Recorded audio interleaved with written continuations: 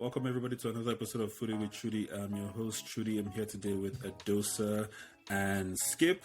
We're here to talk about Liverpool and Chelsea. What's going on with them? Are they in crisis, or has the crisis been averted with Liverpool's recent win and the introduction of their new manager and the introduction of Chelsea's new manager? What's his name? Graham Potter. I was about to say Todd Bohely. So we're going to start with Liverpool, since there isn't much to say about them because we have a lot to discuss on Chelsea. What do you think about Liverpool? I'm going to start with Adosa. Is this a false dawn? Are they back on track, or are there more things to be worried about for the rest of the season? I think that there's probably trouble ahead. Today I saw news that the Otomelo guy they signed isn't what they were expecting. Awful. What were they expecting? I'm not sure. Well, the reason why Arsenal did not sign him, despite the fact that they've been offered to Arsenal like 3 transfer seasons in a row now. Mm-hmm. So, I think they still have a striker problem because Salah hasn't started Salah yet, and Firmino. You're still on the mind that Salah is a striker. I thought you were talking about Nunes. Nunes is a problem. Well, I mean, we know where I stand on this thing. but even the Nunes thing, it's like, yes, he's very raw, but also the team isn't set up to play with a centre forward like him. It's very much a Salah team still, to get Salah in the right position. So I don't really blame him for what he's doing. Although the way he manages to miss things that most strikers should bury is worrying. A different conversation on his own. but yeah, I don't know. Van Dijk isn't quite Van Dijken. They have no midfield. All I would say is that if there was ever a season that someone could get Liverpool, this would be it, because they failed to rebuild properly. Okay, let me interrupt you for a second. Yeah, I got to interrupt you for a second because everything you said, you literally just went through my notes, like points for points. So literally, I could show you. So let's start with Salah, right? So what do you think about Salah? Do you think it's finished? Do you think he's done? We saw a decline towards the end of last season. Unfortunately, this decline has continued. Do you think I don't think it's finished? Back? I think that the nature of striking is that for you to score a lot of goals, you have to miss a lot of goals. That's why the best strikers have conversion rates of 28% of shots. It's not a situation where you score 100% of a shot. So he's going to miss a lot, and then come May next year, he has scored 22 goals. And that's just the way it is. And nobody will remember that, he stumped the place for the first couple of games of the season. For my fantasy Premier League team, I hope you're wrong, because I've sold the bro. I got tired of it and I sold it. Skip, what do you think about Salah? Those are regarding to Salah because, again, if you look at when Diego Jota comes back into the team, he plays better.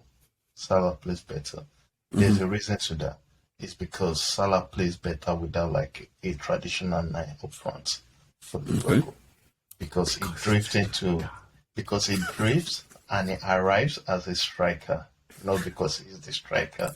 He drifts and he arrives as a striker, so he gets most of the chances. But now they're asking him to create, and you don't. I was looking at some of his stats recently, I believe a week or so ago, and the chance created by Salah has gone up compared to previous seasons. Yes. So if you're asking an established players to adjust the way he plays, that's usually difficult. You can only achieve that if that player is interested in changing that. If the player is actually individually you remember the way Harry Kane changed the game, the way Didier Drogba adjust his game, when they want to do that themselves. But if you're asking the player to just, beginning of the season, adjust your play. That's serving this boy. There's always going to be a problem with that. So it's not finished. When Diego Jota comes back into the team, as he did this weekend, Champions League, you can see Salah play better. That's what we can expect. But with a striker, it's going to be a little bit of headache. And also, I believe they miss Mane, because Mane is the one that usually initiates the pressing and usually draws back a lot to accommodate Salah and all of that. So with Mane gone also, Diaz needs to adjust his game a little bit instead of always trying to find like being perfect.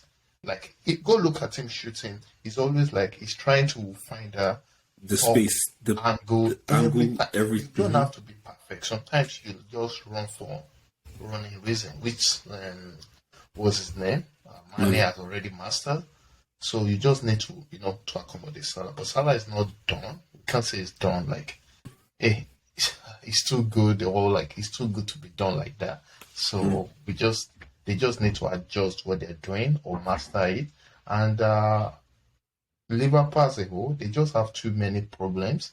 Fabinho, who used to cover for Trent, is not doing that well of a job. I don't think Fabinho used to cover for Trent, but let's go into Trent. I think Fabinho was more centralized. I think it was Henderson that used to cover for Trent on the right side of the midfield. Okay. When Trent I goes think forward. so too. I remember games where like against Arsenal where like Trent is done and then Henderson has come to serve. Yeah. But here's the thing: if you look at Liverpool, the way they play, there are three midfielders. They do more defensive job than Trent. Yeah. If you look at that, and that's why when Liverpool always shout, "Oh, they have a good midfield," I'm like, you don't have a good midfield. You don't just have a walking. Like midfield that just workhorse. walk. Workhorse type of midfield. They are not specifically like extra. Like when you look, they don't at score player goals. like They don't assist. and all, they don't do that. They cover for the defenders that does all those other jobs. The Trent, the Robertson, like they cover for those guys. So those guys and their midfield has been kind of bad. The Elliott and all of that, they are not Henderson. Their midfield is not as good as before. So there's more holes and all that. And even Van Dijk is getting more and more exposed to a one-on-one situation where at the end of the day it's like he can't go out, because if he goes out and challenge and they pass him, they are facing the keeper one-on-one. So he's getting more exposed to those situations that like it's going to be 2-on-1 where the midfielder will go press and we just direct the striker to one side and they can win the ball back. But now that defensive structure of that midfield is no longer there. And people are just running straight to their defense. So that's something they have to fix also. But they have a lot of injuries in their midfield. So when that comes back, they are not done. But like we just hope Liverpool don't go on like a 15 games. Then every one of us would be like, oh, we saw this coming at some point. So, I just want to say something. I think their midfield started falling apart when they decided to sign a technical midfielder. Thiago.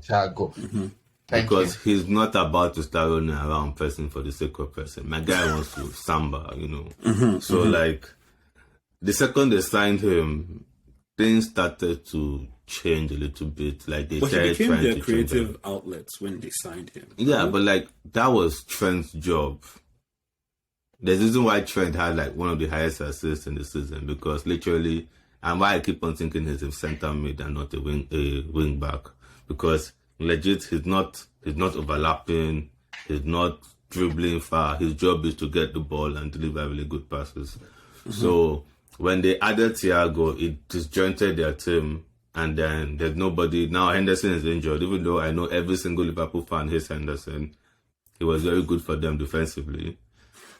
And Milner is pretty much... You have to appreciate Milner is dead, but that guy is probably going to play under 13 years in the league. So, is he really finished? Who knows? But I just think, honestly, this is the first time in a long time I'm looking forward to an Arsenal-Liverpool game, which I'm probably going to regret when that game does come around. You want to play them before they get structured. Yeah. Like, let's get it into, because they're getting there. You can see that they're remembering who they are. And it's like, it would be nice to play them before they fully wake up that, we're actually supposed to be like the second best team in the league. Speaking of knowing who they are, I just have to just keep talking about how fantasy is just ruining my life, man. I got this Brighton midfielder, I think McAllister, because he scored 2 or 3 goals. Then Graham Potter left him. Oh my goodness. No, but I think it will take a while for Brighton to get out of the style of play they play. Are you sure? Yeah, like just the way Chelsea did not automatically start playing free-flowing football when he joined them. It would be weird to imagine Brighton stops playing the way they play just because he's not there. How long do you think it'll take? I don't know. I believe their manager is Lallana right now, right? He's their player manager? Yeah, so probably the first club disciple to become a manager. So power and pace, pressing, free-flowing football, gen, all that stuff. How good he is at like subs and stuff, like I don't know, but like whatever first thing he puts, if he's not playing himself, I assume the team will play better, or at least the same level, and there's not like tactical truths in the game. Sorry, I'm laughing because you said gang, and it reminded me of Ralph. When Ralph was coming, like, hey, gang press. This is the person that took Klopp and them, man. When he this year. That's the problem. There's a huge difference from having an idea and implementing that idea. You always have to, under Ten Hag is learning the hard way at United. United are not playing the way Ten Hag wants, usually plays, he has to adjust, like, these players are not capable of playing. No, but wait, okay, I have a question. Do you think the Ajax players are better than these players? No, they are not better. They are better suited to the way that manager wanted to play. But here's the thing. Okay, look at it like this. Hey, we can't get too much into this. We're getting off topic. Okay, sorry. Difference between Modric and Kroos is that Modric can actually play a possession football, while Kroos can. Okay, Modric can play the way Pep can play. He likes his midfield playing short passes, just dribble one guy and pass. While Kroos, also another world-class footballer, can play the way Liverpool play. Do you see the difference? How they fit different style of play. So possessional pace and like more like, okay, Ancelotti was saying this, I believe 2 weeks ago, that tiki-taka or possessional based football was just a phase. Like now, everybody's going back to the old vertical way of playing football, where basically get ball, go forward. Not always try and recycle the ball every second, then lock them in. Like he said, it was just a phase. So there are players that are more suited. Like now, you can't ask Fred, McTominay, Pogba, and them to be passing the ball in between themselves. Short passes and all that. McTominay, yes. They don't know how to do that. Fred is Brazilian. Fred can pass the ball if he wants to pass the ball. Again, there's a difference between being able to pass the ball and actually doing like the regular, like the small pass, move in tight spaces, like 1-2, 1-2, 1-2, 1-2. There's different from that and playing like a wide pass, like across the pitch pass and all that. Because at that place, in that like when Pep Guardiola type of football, the possessional, you need to be so aware of your surrounding, and it needs to be like 1 touch, 2 touch at most, or beat the player, quickly release the ball and run into position. Fred is the run, pass and stay. Yeah, one pass and run into another position. Fred is pass and right. I'm cool. I'm waiting for. He'll probably just play in a different position, but I don't watch Fred enough to have any opinion. I'm just saying that we got to go back on topic quick. Okay. Before we leave Liverpool, do you think Nunes is going to come good? Yes, he's a good. He's a good player. Like they just need to figure out how to bring him into this team. And also, I was saying this about Lukaku last day. The team has to figure out a way of introducing him into their setup. Nunes have this again. There are 2 or 3 options there. It's either Nunes learn or adjust to the way Liverpool plays. That means Nunes being a little bit more of like a Firmino type of player to accommodate other, or those attacking 3 adjust in order to accommodate them having a traditional 9. I think it's the latter is more likely than the former. I don't really see I think you're at a point now. It's almost like you're trying to teach this guy how to play ball. This guy's been playing a certain kind of ball, his style, all this time. You can now ask him to be a Firmino kind of player where he's carrying the ball, he's holding the ball. You know what I mean? I don't see him ever holding the ball. I really don't. Why his own case he plays is like a different top from potato. Salah One time pass, one time shot. He's still raw. He can add and remove things from this play. He's not an established player like, it's 22, right? Yeah, he's 22. It's easy to just still remove things from his game and add things. But Salah, it's going to be difficult to add and remove things from Salah game. At this point, there's also the part where like he's 22 and he's already in England, and it's not like he started in England. Like this guy, he has the mentality to play. That is for sure. The technical part may not have been like focused on as much in his former clubs. Clearly. So just something that they need to work on. Because I was watching the scouting video of the guy when like it was Vlahovic, Skamanka, and this guy that everyone thought Arsenal were going to go for. And what the difference between them is that this guy has only one pass in him. So if he's facing backwards, if he's backing the net, there's only one pass, and that pass is back to you. He's back not to you. Holding, he's not flipping across. That's what I'm saying. So he doesn't hold the ball, nothing, But then Edin Keita was like that last season. And look at him now. Like, you can pass the ball to Keita in the middle of the pitch, and nobody's getting that ball off him because they've done the work. So you can't tell me that a player who is bigger, stronger, faster cannot change and learn those things, because it's just a simple mindset change. You get the ball, hold it, you're strong enough to hold it, turn around, pass it forward, keep running, ball will get to you eventually. So the more he gains the trust of his teammates, the more better. It's like Haaland. The reason why Haaland is that good is mostly because he knows that somebody's passing that ball to him. Like, he has no interest in playing back. Like, he's not doing any type of target man duties. He's a small striker in a big man's body. You get the ball in midfield, he just turns around and starts running. So his teammates know that, so they give him the ball in good places to score. But Nunez knows that the ball is not going to reach him because the ball is going to Salah, because his team is used to playing with Salah. So he's snatching at his chances because he doesn't know when the next chance is going to come. So I don't think it's his fault. No, it's not his fault. Like, to be honest, it's nobody's fault. Like, in that type of situation, why would you sign a striker and not play well? No, if I'm going to blame someone, I'm going to blame the scouting team, because they should have highlighted that. They should have, their director of football or their sporting guy should have been able to highlight that. Bro, the guy, he watched him like all of us, man, in the quarterfinals. This is going, and they should have analyzed how they are going to change or how they are going to adjust to him. City played them, but trust me. City played us too, but like that's another thing. Let's switch over and talk about Chelsea. Chelsea's new era with their new manager and their new owner. Not London Blue. Not London Blue style. Let's do it. Before we even talk about the All-Star thing, my goodness. Since it's your team, I'm gonna let you talk a lot about this. I'm gonna have you start with us. So, who do you think starts?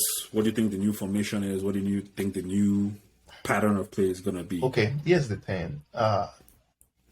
The new pattern of play is still the same 3-5-2 we played, but here's the thing. They adjusted like a lot of things. Like, that's what I was going to say. They didn't play that against Salzburg. They didn't play 5. They played 4-2. No. We played 3 at the back. Go look at it again. We have Cucurella, Thiago Silva, and Alonso and Aspilicueta. Aspilicueta is not central. That's 3 in the back. But here's the thing they did different. Like, here's what he did different. Sterling was a winger. Was more of an attacking winger instead of a striker, center forward. No, it was a winger instead of being a wing back. Was Tuchel playing Sterling in the wing back before? No, it was playing him in the striker, in the center forward. Yeah, in the center forward. So the 2 people forward is Aubameyang and Havertz. Okay. Then what he did was that since what's his name? Sterling is more of a winger instead of a wing back. Kovacic was dropping into that wing back role, half wing back, half midfielder. Okay. Then what was his name? James. Jorginho was sitting. Then you have Mason Mount at the other side as a 8. Then you have, what was his name? James as the traditional wing back at the other side. So it was still 3-5-2. It's just that the application is different. Where Cucurella was basically playing half. If you remember the way, this team that came. No. This team that came to Premier League like 2 years ago, and they did so well, but the next year they got relegated. Sheffield. Sheffield. That their centre back, one of their centre back was more of like a Robin centre backs, bro. Like that team was the most ridiculous. No, I'm talking about the first year when they came. If I know back three, the way the back three was playing, like those two centre backs. They had a roaming centre back. Like the centre back used to end up in attack, man. The thing was the wildest. And that was exactly what Cucurella was doing, while Aselquita was more of like sitting. So if you look at it, you would think, that's a 4 at the back. But we didn't play 4 at the back. We played 3 at the back. But the application is just different. And if you look at like when we're on the ball, we're playing when we have the ball, we're basically playing 2 at the back. It's Thiago Silva and Aselquita that was sitting at the back. But immediately we lose the ball, we're back to the 3-5-2 formation, which is, again, the way we play is the way he wants to play. I was like, I like this. It's not my favorite, but I do like it in the sense that it's more attacking than what Tuchel did. And if these people just have sense of, let's shoot the ball instead of trying to play into the opponent. Doing some Arsenal stuff, man. Old school Basically, Arsenal, trying to score the perfect goal. What is shoot this ball? Shoot this ball. Kovacic should have shoot like 3 times inside box 18. He was still dribbling. So, do you think Potter is going to stick with his boy Cucurella? Or starts Chilwell? Is Chilwell? What's going on with Chilwell? Why is he not playing? Chilwell is not fully matched. Chilwell can play. Chilwell can play 90 minutes. He cannot play 90 minutes. So I believe this international break should help him. By God, like if they can push him to a play like 80 and all that. So again, don't worry, he's competing in position with Shaw. So I don't think in long run he's going to stick with the formation he played.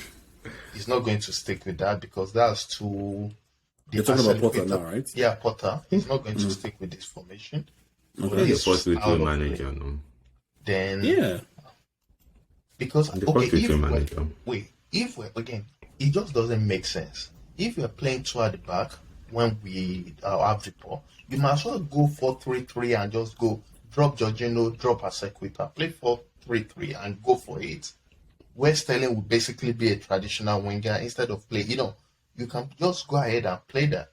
People were theorizing that the only reason Aspilicueta plays is the captain. Like, why didn't Fofana start? So people were theorizing that. Because again, the way when the manager comes in, has to rely on established players first to get them on their side, which I believe is bullshit.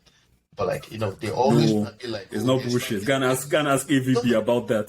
AVB tried to bench John Terry and them, man. Look what happened to you. Every coach is always like, the single player, let's get them up. But again, if you go and you win games, you don't really need senior players on your side. But you do. You do, man. I'm even thinking, even with Dortmund, who was that guy? Was it Niko Kovac that was benching Muller? And it didn't work out for him either, man. I think you do. When you start benching all these senior players. Like even Arteta, when Arteta first started benching players and he was winning, the minute you lose a game, because you will eventually lose a game. It's everybody's open season. Yeah, so again, and that's why if you look at the goal we conceded, if it was like formal like a Fofana that was there, and instead of Jorginho, we basically have a defensive-minded sitting midfielder, that goal we're going to avoid that goal. Who is that in your team now? Sorry. Who is the defensive-minded centre mid? We have this Zakaria guy. He's a DM. Chalobah played DM like 2-3 games last season, and it looks good. So Chelsea why has they a not lot trying of players. I don't know why these guys are not playing. Chelsea has a lot of players. So again, You can play those guys there. So, Yeah. Okay, All Star team. Adosa, what do you think about Chelsea? Quick. I think that Chelsea, it's going to take them a while to settle on what they want to do because they tried to patch their team.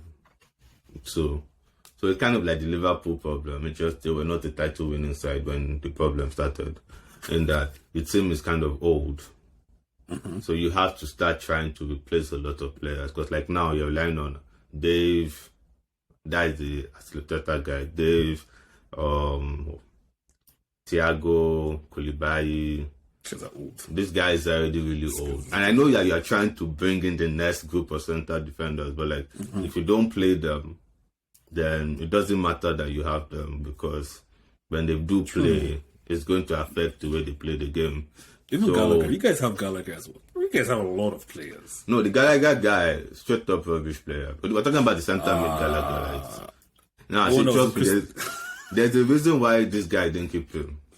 There's a reason why Patrick Vieira didn't keep him. I thought he wanted to leave. Vieira was going to sell you out for most of it to keep him. Vieira, they wanted him. Chelsea were negotiating, like, no, we're not doing Yeah, but they got a better player to replace him, is my point. Like, which player? I mean, look at the attacking midfielder, the Belucci guy, the Czech Republic guy, the Slop guy. They have so many midfielders now. Like Gallagher will never start. But here's the thing: all those guys were in that team last year, and Gallagher was still starting. No, Eze was in that team. But Eze was starting. Eze was injured. Wait, the only guy in that team is that Decore guy, that that they signed. That was the only guy that wasn't in that team last year. Go look at the starting 11 again. They were playing 4-3-3. Go look at it again. I'm telling you, they don't miss that guy. These guys have they don't miss that guy. But if they miss him, that's the entire. They have a lot of black players. Even me, sometimes I mix them up. To be honest. No, see, Vieira just wants to do what his dad did. His dad being Wenger. Make your team black again. You know. Like Arsenal, the best Arsenal team were just full of black guys, but I can't even like. You never know they pass it to themselves or pass it to somebody else. I miss it, bro. But yeah, I think Chelsea doesn't scare me yet. Like I see the way this third guy is spending money, and it's supposed to make me go, maybe this guy might just hack it, and he might, but.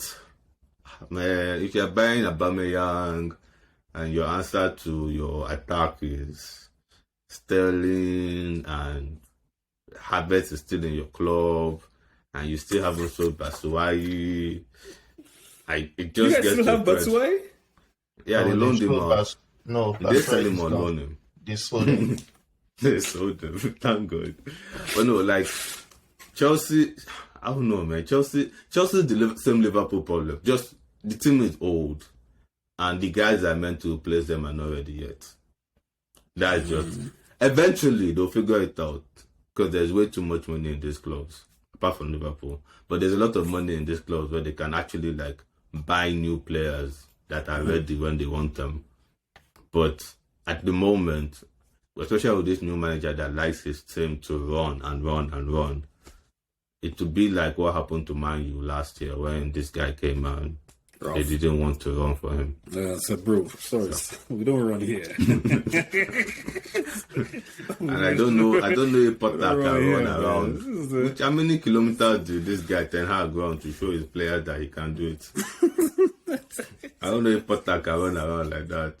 So, speaking of new owners, obviously because of what the chats that's going on, quickly we have to end the episode soon. I want to get you guys' take on your boys' suggestion about Super League, All-Star team. All-Star team. I love it, man. I love this, man. I'm not even joking. I'm actually surprised you said that because when I heard it, I was like, this is not a bad idea. And let me explain it. No. Okay, let me give you this idea, Trudy. What the guy said was that the pyramid, they're always saying they need more money. If the baseball team can make 200 million from just 2 days, EPL can raise double of that if there's an all-star team. Yes, the thing what people didn't get. When he said all-star team, he's talking about Premier League having a 2 days event where like the championship have like their own all-stars and the league below that also have that the first 2 days. Then the Premier League have that the third day. And the money they raise, let's say they raise 300 million, half of that is going to go down the pyramid. Then the Premier League club will take the rest. How is that a bad idea? Community Shield is not raising money for anybody. It's for the community. Carling Cup. Here's the thing. These people come, they play Carling Cup, they play 1 game or 2 games. You think that their stadium, the stadium money they're getting from 1 game or 2 games is up to like 30-something million they will probably get from here. So the People two are things not with thinking that. about this. Two things with That's a lot that. of money. Two things with that. First, actually 3 things. First of all, there's going to be a lot of issues on how to divide the money, I think. Secondly, Again, here's the thing. This is what they suggested, that money, most of it is going down the pyramid. The big clubs are not organizing that for themselves. That's one of the statements he made for the pyramid. The money is going down, not the Premier League holding on to the money. But even That's if it goes down, how do you still share it going down? That's not their problem. But they've done what everybody has been asking them to do, asking the EPL club to do. They are just asking EPL club, take money out of your pocket, give it to them. As if it's their birthright. Again, that's what I'm saying. Like everybody just want free money. Why should they do that? But then it's suggested an idea. Again, here's the thing. Then he brought up an idea on how to raise money for these guys continuously, yearly basis. Everyone is running, saying, "No, that's a bad idea." It's not a bad idea. honestly, So you rather dip your hand said, inside someone else's pocket than everybody coming together, working and getting money for them. Is that what you're suggesting? Yes. Like I said in the chat, I didn't watch the video. Obviously, Again, that's what I'm saying. I'm going off what the news broadcasters say. You're the first person I'm hearing that's saying anything about the championship to doing their own All-Star. Yes. I didn't even know about it because the way I was hearing about it is like the North versus South. Like the North of England will form their own team, the South will form their own team. That's why people are doing their own 11 and stuff like that, right? Again, these people didn't explain this thing to the general mass, and they just went, and that's my problem a lot. Like, when you listen to all these ESPN guys and all these guys, like, they're a bunch of idiots. I'm sorry to say this. They're just a bunch of idiots. They don't analyze anything. They just come, they pick, like, our headline, and they just run with it. Like, okay, there's this guy on TalkSport, this radio show on UK. When he said when he got Crystal Palace, when he first of all bought Crystal Palace, he went into the dressing room twice. And he owned the club for like 4 years. He went to the dressing room twice. And the news started saying he was giving the manager the team shit. When he never spoke to the manager. So when you see things like that, you'll be like, these people are a bunch of idiots where they are just looking for a reason to create a headline, and you as an individual, you have to go out of your way to actually read, find the truth, learn before you just jump on them. And imagine having like a festival for like the Premier League. It's going to be a 2-day festival where fans, when you will see superstars like on the main road, imagine everybody will be out. Even the city is going to make so much money. The city that is hosting it yearly, they are going to make so much money. That, like, if you look at it, it's not the worst idea. It's not like the Super League idea that came. This idea is actually good. It's not perfect. Again, it's not perfect. There's no idea that will come out and be perfect. But this is not a bad idea. Like, I feel like it's beneficial if the goal is to give money to the lower leagues. Again, and that's horrible. But I don't think the goal is to give money to the. Honestly, I don't think it's good. Like, it's entertaining. Like, I don't think a lot of people want an All-Star game. Like, bro, I want to see all these guys on the same team. Like, United. Again, come on. I will pay to see United and City and Newcastle best 15 players. Versus the London club. Can we just agree that there'll be no Man U players in that squad? Okay. That's a different argument. Wow. Now imagine the first game. Alex Ferguson is managing the United side. Wenger is managing the other side. I'm trying to get this man killed. No, I'm just saying. Guys are too old to be shouting. No. I'm just saying. Tell me you didn't go watch. Tell me you won't be at least interested in watching that game. Wait, you watch it, but Again, okay, and that's like, what I'm saying. Is to raise money for the lower this thing. but That's they already have charity games and they already have friendlies that they play with these clubs where they can still raise money. No, they don't. They don't. First of all, the friendlies, they only give them some percentage of the gate fees. They just don't take money out of their pockets and give it to them. That's what people want them to do. Big clubs to start taking money out and handing it over to the small club, which is ridiculous. Everybody just wants free money. What's wrong with you? Like, and this is an idea. Like, what's wrong with you? I don't understand them. But seriously, just think about it for a second. How many people are interested in actual friendlies, preseason games, the Charity Shield, and all that stuff? Nobody really cares. Wait, can I say something? Sorry. So I think there are way more people interested in friendly games than you would imagine. It's like, do you know why I say there isn't? Hold on. Do you know why I say there isn't? Because every single friendly game that we used to watch or they had when we were younger, now there's now a trophy at the end of it to kind of motivate these players to play and make us watch too. Back in the day, it was just friendlies preseason. Now it's Audi Cup, Emirates Cup. They're trying to make these guys want to play.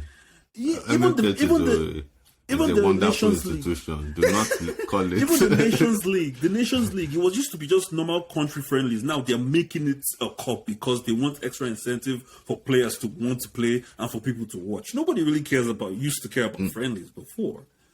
No, but then these games are not friendlies. They will be. That is kind of the entire. No, they're not. They're not friendly. The All Star or the Nations Cup. The All Star games. It will be a friendly now. Not really. There will be festivals. You get the chance to win one more trophy for yourself, MVP of the Premier League. Like it has some kind of value. That said, these players are already like playing way too many games in a season. So where do you put it? That is really the concern for me. Here's the thing. And that's the general concern. I have concern about that. But I believe instead of if you remove Charity Shield. Here's the thing. They can. That we can. Again, that's what I'm saying. Charity Shield. Let's think about it. What's the point of Charity Shield? You can raise to give Arsenal extra trophies every now and then. To Mourinho. Charity Shield is basically an idea of season opening and to raise money. You can actually celebrate the league better in this sense. You will celebrate the league better, and also you can make more money because it's like a whole weekend of festival for the old fans. And also there are other things. Imagine on YouTube or something, Premier League organizing fans, a crossbar challenge and all, a skill challenge and all those things. Like a festival, people will see that. People will want to watch that. You have to get the fans involved. There are so many ideas. If you go look at the way they do it in America, there are so many things you can include that will bring the fans to watch this thing. According to the statistics, I think part of the thing, all the people who analyze the thing, they were realistically, the only sports all-star that makes money or that has gathers attention is the NBA. Like the baseball. The other ones, do you think 200 million in one weekend is this thing for baseball? You think baseball, 200 million. Most boring sport I've ever watched in my life. So. I've never. I don't know what's going on. You're telling me EPL won't raise double of that? If you're actually serious? No. If EPL does it, it's $1 billion weekend. 1 minute. $1 billion weekend for sure. So why are people acting as if this doesn't solve all the problems? Because it's a crazy idea. It solves a lot of problems. Definitely, $1 billion from that is better than money you are making from Carling Cup and Community Shield combined. Even Premier League. Just 2 days. So this is the first suggestion that actually takes care of all the problems that people have been shouting about. And people are like, oh no. Okay, what's your own idea? People to take money out of their pocket and give it out for free. Like I said, but remember my caveat. Remember my caveat to all this. Again, yes. If the reason suggested that people were like, no, they don't want to change. They don't want to change. Just relegation. Just get promoted the normal way. It works. Like there's no need for anything. Do you know how many? And that's the problem. A lot of teams in the lower division are rolling dice to get that promotion, but immediately they don't get that promotion in 2 years. Financial ruins, and they are gone and they're destroyed. Hey, final word on Chelsea and Liverpool. Quick. Final word on Chelsea and Liverpool. Yes. Let's end the episode. They are going to not be what people. No, I think what you said. Both teams are going to suffer this year. Both teams are going to suffer this year. And I can't see the lights at the end of the tunnel. You can or can't? I cannot. You can't? I cannot. I think I can kind of see the light for Chelsea because they have the players, but Liverpool need the players.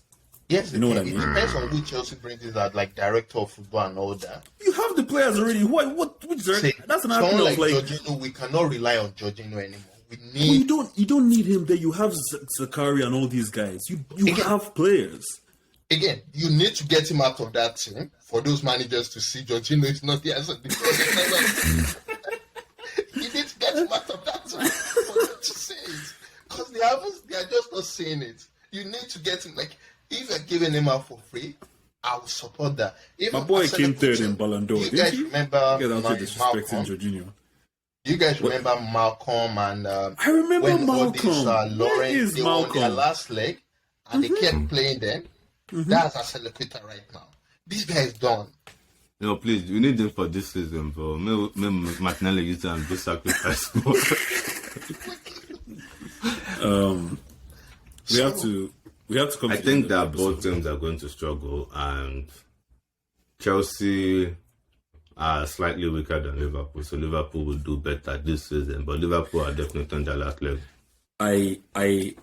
I so disagree with what the two of you are saying, but one at a time, because I just want to say, like I said, I agree with half of your statement in that both teams are in the same situation and they need new players to basically revive their season. The difference being Chelsea already has the new players and Liverpool doesn't. So why do you think Liverpool is going to be better? I don't because Liverpool higher floor. Like if they play even half good, they blow Chelsea out of the water. They blow pretty much everything but City out of the water if they play half good. But Chelsea, even at their best, might not be enough. To be honest, what I think about Chelsea is if the manager or the coach can actually say that we need a DM and switch the way we play, they can actually, because here's the thing. If you look at Gallagher and Mason Mount, if you play them as a 8, trash. Here's the thing. But here's the thing. But everybody knows that's so obvious. You guys are doing something we can't say. He's injured. Put another DM there. It's such an obvious. Why is this not rocket science? That's my problem. They don't see. Here's the thing. People are looking at Mount and Gallagher saying they're trash. If you look at Liverpool midfield, no. If you look at Liverpool midfielders before Thiago came in, they are trash. But here's the thing. These people, both of them can give you 10 goals each in Premier League. That's it. Mount will give you 10 Premier League goals. Mount, yes, Mount. Okay, Mount. Who's the other one you're saying? If Gallagher was playing at this episode, you can't be saying stuff like that now. If Gallagher played at Crystal Palace and gave you 9 goals in this season, he's definitely going to have better chances of scoring at Chelsea playing in the same position. So you're telling me there's something called usage. It's a Zaha problem. I know we're about to go longer than you planned, but like if you play for a small team, if you are even half decent, you have higher usage. So more chances fall to you. You take more free kick, you take more pen. You are the one that gets the pass.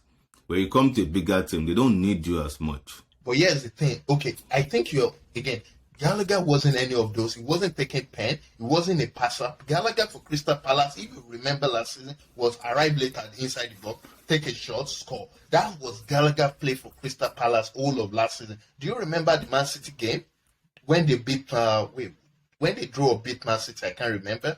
Basically, that's what Gallagher was for them. He wasn't any passer. He wasn't any creator. It was just, again, and I'm saying, if he keeps that same energy of playing like 4-3-3, those twos, they like running around. Let them run around like the Liverpool midfielders. Okay. And then they can guarantee.